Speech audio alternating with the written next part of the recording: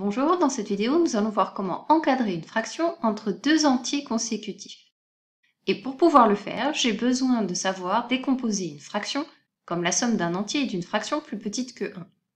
On a déjà vu ça ensemble dans une précédente vidéo, on revoit la méthode sur cet exemple. Pour décomposer cette demi en la somme d'un entier et d'une fraction plus petite que 1, j'effectue la division euclidienne de 7 par 2. Je cherche donc combien de fois 2 je peux mettre au maximum dans 7. Je peux mettre au maximum 3 fois 2 dans 7, puisque 4 fois 2 ça fait 8, ça dépasse, et 7 c'est égal à 6 plus 1. Et grâce à cette écriture, je peux en conclure que cette demi c'est la somme de 3 et de 1 demi. Si tu ne comprends pas cette égalité, je t'invite à regarder la vidéo qui se trouve dans la description et dans laquelle j'explique ce passage. Observons ce qu'on obtient. On obtient d'abord un entier et une fraction dont le numérateur est plus petit que le dénominateur. Cette fraction est donc inférieure à 1. On a donc décomposé cette demi en 3 plus quelque chose de plus petit que 1. Donc cette demi c'est plus grand que 3 et c'est plus petit que 4. Voilà notre encadrement de cette demi entre deux entiers consécutifs, c'est-à-dire un encadrement à l'unité près. On poursuit avec un deuxième exemple. Pour encadrer 73 neuvièmes, je vais décomposer 73 neuvièmes en la somme d'un entier et d'une fraction plus petite que 1. J'effectue donc la division euclidienne de 73 par 9. Combien de fois 9 au maximum je peux mettre dans 73?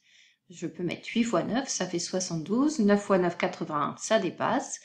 Et 73, c'est égal à 72 plus 1. Donc cette fraction est égale à la somme de 8 et de 1 neuvième. 73 neuvièmes est donc plus grand que 8, puisque c'est 8 plus quelque chose, et c'est plus petit que 9, puisque ce quelque chose est plus petit que 1. On poursuit avec 24 cinquièmes, je divise 24 par 5, 5 fois 4, 20, et il reste 4.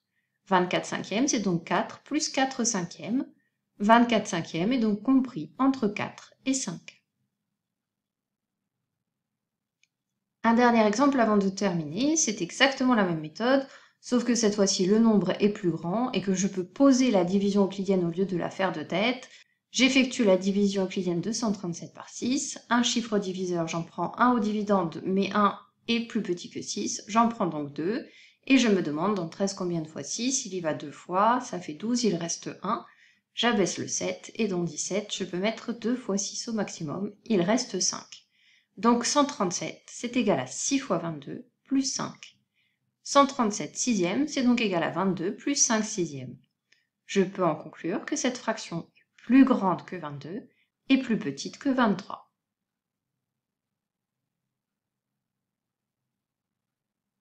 Ce cours sur l'encadrement d'une fraction entre deux entiers consécutifs est maintenant terminé. À bientôt pour une prochaine vidéo.